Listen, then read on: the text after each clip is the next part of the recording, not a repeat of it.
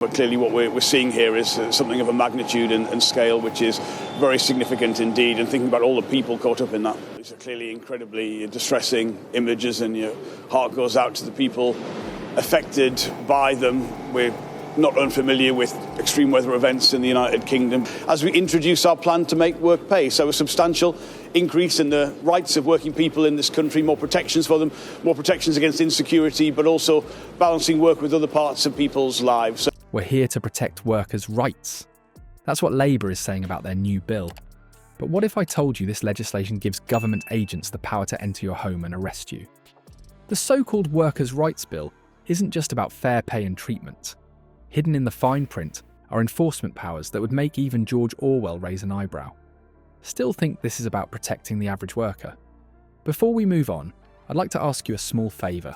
If you appreciate this content, please take a second to like this video and subscribe to the channel. Over 98% of you watch the videos without subscribing. It costs you nothing, but it makes a huge difference to us. So, did you click the subscribe button? Great, thank you so much. Now back to the video. Tilting the balance towards the best employers like the cooperative group here in Birtley, and specifically it extends sick pay to a much larger group of workers. It gives them protection against unfair dismissal. Absolutely. So our employment bill that we are presenting to Parliament today, the start of the parliamentary process, it is about that greater security, that balance of work with other responsibilities. Do you know government officials, not police, could soon have the power to enter your home and seize your devices? This isn't science fiction. It's buried in Labour's Workers' Rights Bill. When Labour introduced this legislation, they framed it as a noble effort to protect vulnerable workers from exploitation. Who could argue with that? Fair workplaces, better conditions, and more rights for employees sound perfectly reasonable on paper. But as with many political promises, the devil lurks in the details.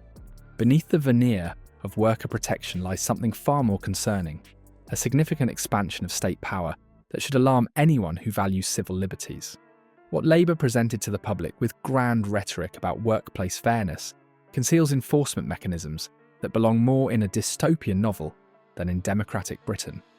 The bill has undergone multiple revisions, with some of the more outlandish proposals, like prohibiting employers from contacting staff after 6 p.m. now removed. Yet even this initial inclusion reveals Labour's fundamental disconnect from how modern businesses actually operate. In today's global economy, with flexible hours and remote work, such rigid boundaries would cripple countless businesses, especially those working across time zones. More troubling is the worldview driving this legislation. Angela Rayner has characterised employers as Victorian robber barons who exploit their helpless workers. This caricature might make for good campaign rhetoric, but it bears little resemblance to the reality of most modern workplace relationships, which are built on mutual respect and cooperation, rather than exploitation. The enforcement provisions are where this bill truly reveals its authoritarian nature. Non-police officials would gain extraordinary powers, typically reserved for law enforcement, including the ability to arrest individuals and forcibly enter private homes to search for documents and electronic devices. These powers, exercised by bureaucrats without the training, oversight, or accountability of police officers, represent a dangerous overreach. Such enforcement mechanisms mirror practices seen in authoritarian regimes, not established democracies.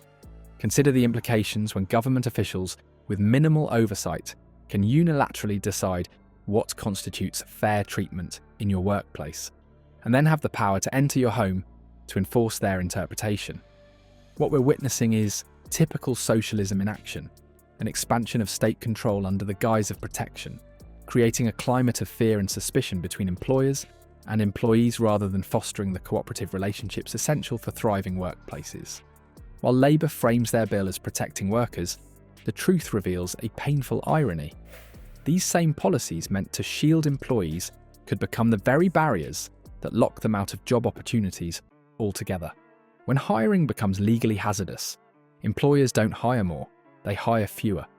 At its core, employment isn't just a legal contract, it's a relationship built on mutual benefit and trust. Employers need productive workers. Workers need fair compensation. When this balance works, both sides prosper. But Labour's bill fundamentally misunderstands this dynamic. inserting government officials as aggressive intermediaries rather than facilitating cooperation. Small businesses, which generate over 60% of private sector employment in the UK, will bear the brunt of this legislation. Unlike multinational corporations with dedicated legal departments, your local shop owner, tradesperson, or startup founder lacks the resources to navigate the Byzantine compliance requirements this bill introduces. Many will simply decide hiring isn't worth the risk. Think about what happens when employers become terrified of making a bad hire. They don't become more inclusive, they become more selective and risk-averse. We'll likely see the rise of an exclusive recommendation culture, where positions are filled through personal networks rather than open recruitment. If you don't already have connections, good luck getting your foot in the door.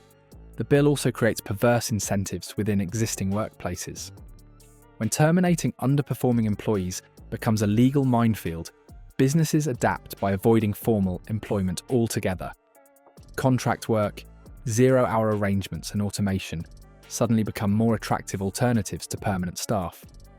Those protections end up protecting fewer and fewer people, as the traditional employment model collapses under regulatory weight. What's particularly maddening is that the UK already maintains robust worker protections. We have comprehensive laws covering unfair dismissal, discrimination, holiday pay, parental leave, and workplace safety.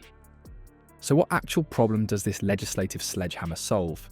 It seems designed to address a Victorian-era labour market that simply doesn't exist anymore. The inevitable results will be fewer employment opportunities, particularly for young people, and those from disadvantaged backgrounds who lack established networks.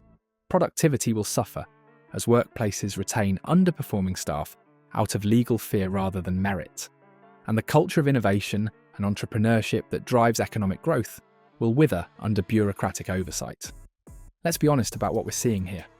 Business organisations across the UK aren't just concerned, they're raising serious alarms about Labour's Workers' Rights Bill. It's creating what many describe as a fear culture between employers and employees, making businesses increasingly hesitant to hire new staff. The chilling effect on recruitment isn't just theoretical, it's becoming a real threat to job creation. What's particularly troubling is the public scepticism revealed in polling data. Many Britons are questioning what specific workplace abuses this legislation actually addresses. The UK already maintains robust worker protections. So what problem is Labour really solving here? When you strip away the rhetoric about protecting workers, what remains looks suspiciously like an unnecessary expansion of government authority over private enterprise. This is the essence of modern socialism. Not improving conditions for workers, but increasing state control while making it harder for average citizens to find jobs. When politicians claim they're helping you, always examine what freedoms they're quietly taking away, because in this case, the cost appears to be your employment prospects.